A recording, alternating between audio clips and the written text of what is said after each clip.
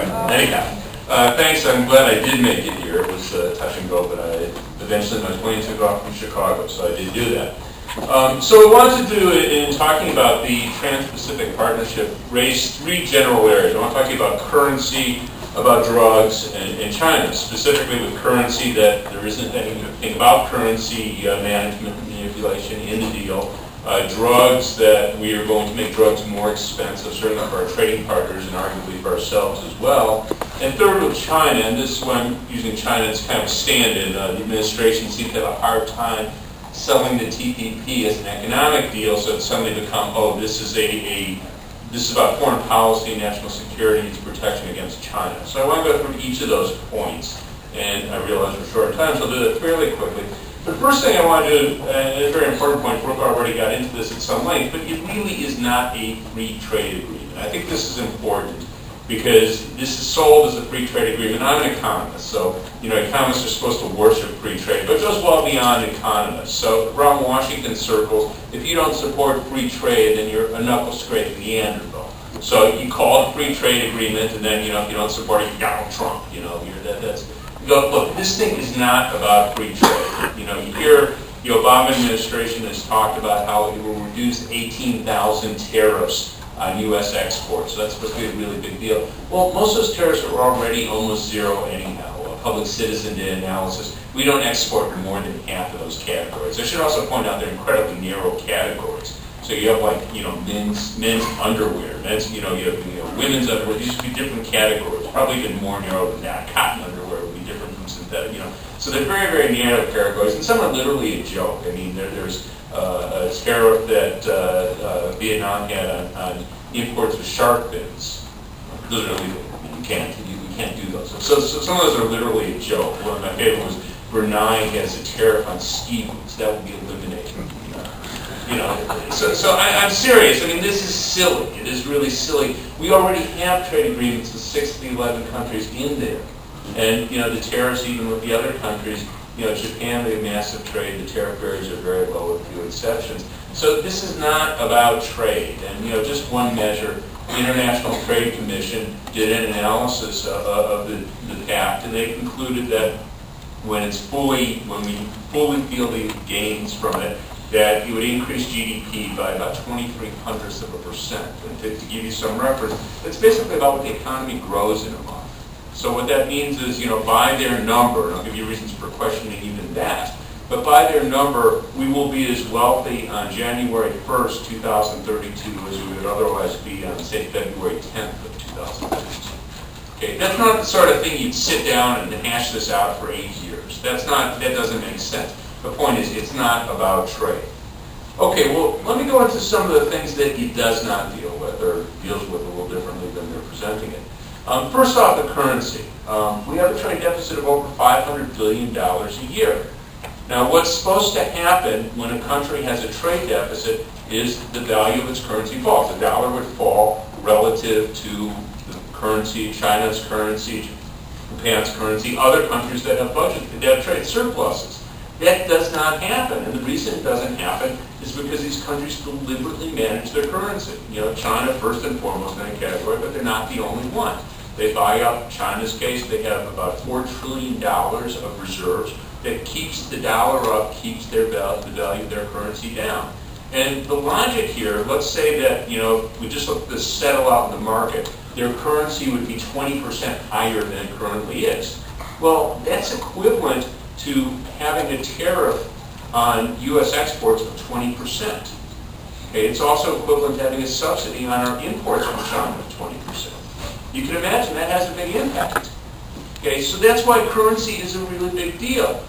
Now, there's nothing about currency. They have a side agreement, not a side agreement. I got lectured by someone who knows the law much better than I do. It's not a side agreement. It's a declaration of understanding, which basically is something they wrote on letterhead, and there's no legal standing whatsoever about currency. So you might hear that mentioned. That's the extent of banking and currency. There's literally nothing that comes close to remotely binding rules on currency. Now, when this was first raised, they're going, you don't have to do it in the TPP. And that's, of course, true. They don't have to do anything about currency in TPP. But the obvious rejoinder to that is, okay, when are you going to do something on currency? Okay, so you spent 8 years negotiating on this, and you have nothing on currency. Implication being, we don't care about currency. So if China's, of course, not in the TPP, but we have other countries in the TPP that have taken similar measures, Japan at different times, Korea at different times. If we see down the road that these countries are again consciously deciding to keep down the value of their currency, managing their currency in order to have a larger trade surplus with the United States, the TPP gives us no recourse. And that was a deliberate decision. They decided not to do anything about that. And I should point out, this is 100% free trade. So I'm saying this, in reference to my economist friends in the Washington crowd. One of the biggest people who yelled about currency was a person named Fred Bergstrom, who was head of a place, it's now called the Peterson Institute for International Economics, for a few years just known as the Institute for International Economics. 100% free trader. This guy was pro-NAFTA, pro-every trade agreement that ever came along. He thought it was very important that they have something on currency. Now, I wrote that up in one of my blog posts, and he sent me a note saying, where did you get that idea? So he's turned around and now supports the deal. But you can go back and find any number of times he's written saying it's really important that we address the currency problem, really important in the TPP. And as I say, this guy is 100% a free trader by his own view of himself. Okay, so nothing about trade in terms of reducing the trade deficit. I'm sorry, nothing about currency and reducing the trade deficit. That's not in there. Okay, what is in there? Prescription drugs. And that's protectionism. Okay, what we have in prescription drugs are longer and stronger patents and related protections. I won't go into this in great detail, but there's some very, very simple points to understand here. Drugs in a free market are cheap. And invariably when I say that, people look at me like I'm a wacko. We could all see drugs are really expensive. Okay, EpiPen, you all heard about that, the asthma remedy that they're selling for $600 a shot. That's expensive. Well, it's expensive because they have patent protection. Okay, in a free market, that would sell, I've been saying for a few dollars. I have a friend who says, no, it's a few cents. I don't know. I can't vouch for that. But it's cheap to manufacture. That I can vouch for. None of us would know about EpiPen if we didn't have patent protection. And patent protection is not free trade. Okay, and I understand there's a rationale for patents. Okay, we're giving companies an incentive to innovate, to develop new drugs. There's a rationale for it. There's a rationale for every protectionism. That doesn't change that's protectionism. And it's huge protectionism. Okay, so typically, we're talking about tariff barriers, 5%, 10%, 15%. Okay, EpiPen, let's say it would cost, $6. They're selling it for $600. We raise the price 100-fold. That's a 10,000% tariff. Okay, that's huge. That has huge impacts. Okay, it has huge economic impacts, and obviously it's a huge impact in terms of people's lives, people's health. Because, again, let's say we're selling for $6 a shot. No one, well, I understand, a really poor person will have trouble paying for it, but middle-income people would not have trouble paying for it. We wouldn't have to fight with our insurance company. Okay, we've made a huge problem for ourselves because of this protectionism. And it does have an economic impact, and this is one of the things, I've prodded a lot of economists that, I mentioned before the International Trade Commission's assessment of the deal.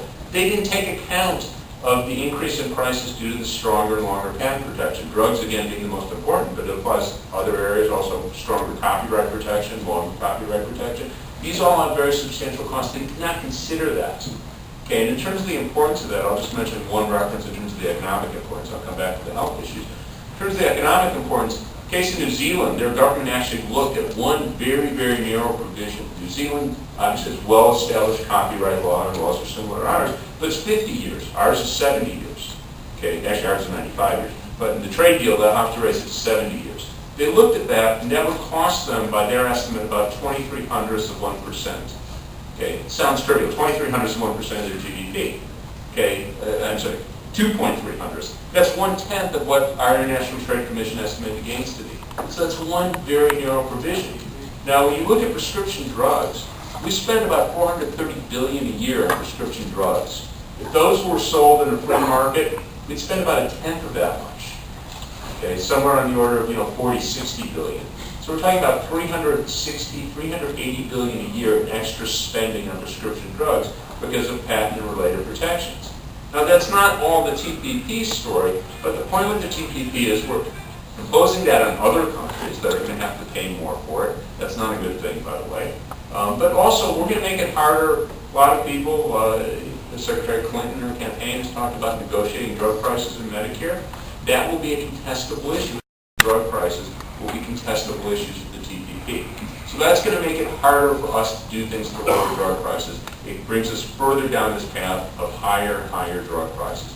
I'll just point out, because people talk about this, that, oh, this is good, we're going to make those countries pay more for their drugs. Well, if they pay more for their drugs, they're going to be buying less of our other stuff. So, if you're Pfizer, you're Merck, or you're big stockholders in Pfizer and Merck, you're probably happy about that, but most of us probably aren't. Okay, so that's not good news for the rest of us that they're going to be spending more on our drugs, apart from the fact that, again, in many cases it might be jeopardizing people's lives, people's health in those countries. Okay, the last point, the issue of national security with China.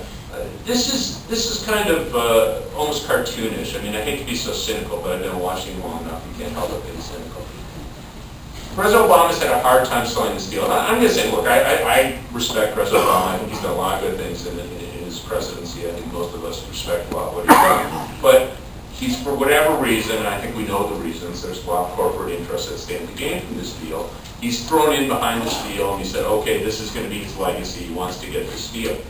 And obviously, they're having a very hard time selling it on the economic merits. For the reasons that Brooke gave, that I gave, it's not a good deal for us on its economic merits. So what are they doing? They're saying, well, what this is about is we're trying to build up an alliance against China. That we have to do this in order to stop China.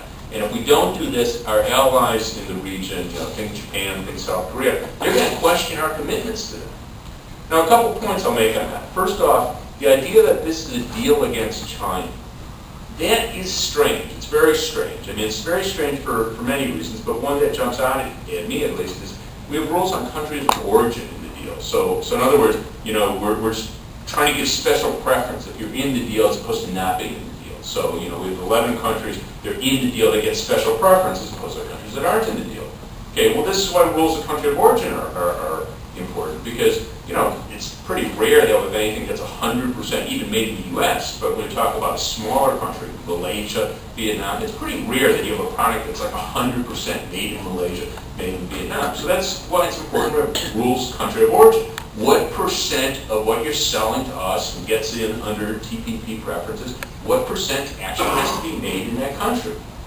Okay, well, they put 30% as the requirement, 30%. Okay, so let's think about that. This is this deal, we're going to isolate China. They're the bad guys. We're going to isolate them. They're not in the deal. Well, Vietnam's in the deal. Okay, China and Vietnam have a lot of trade. Let's say China produces the parts for a refrigerator. Okay, everything goes in a refrigerator. They ship it over to China, to Vietnam.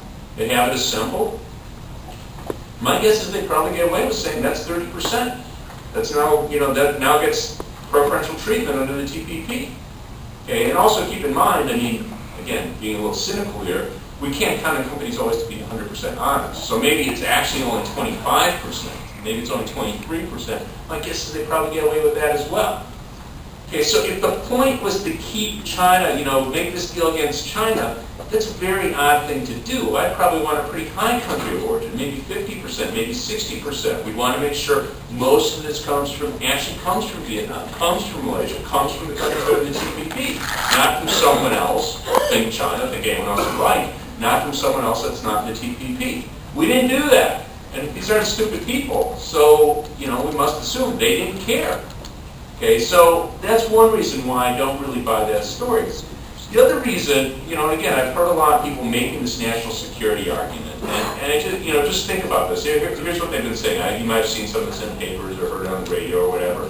They've been saying, look, we have these long-standing commitments to countries in the region, to South Korea and Japan in particular. We have defense obligations. They're counting on us that if they're attacked by another country, again, think China, but whoever else you might like, we will come to their defense. They're saying, well, if we back down on this trade deal, then they can't count on us.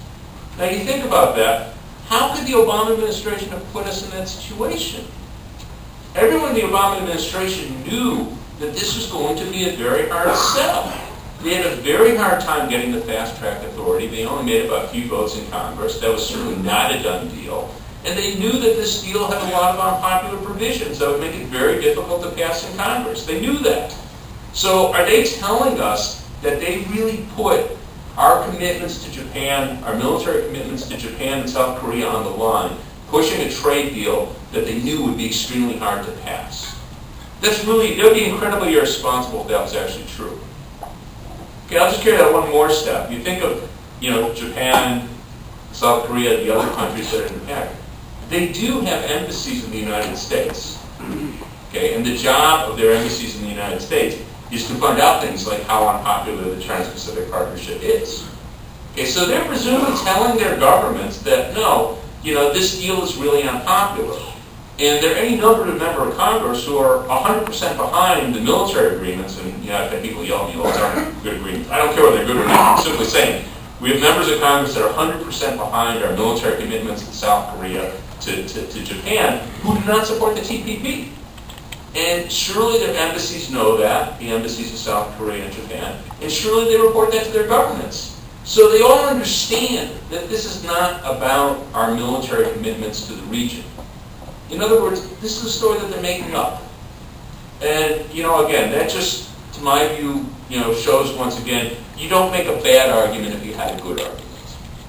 So the long and short here is, this is a really bad deal. It's not about trade. You heard Brooke, I think she captured it very well. It's about increasing the rights of U.S. corporations in ways that if they were to put this to Congress, if they were to put this to a popular vote, no one would support it.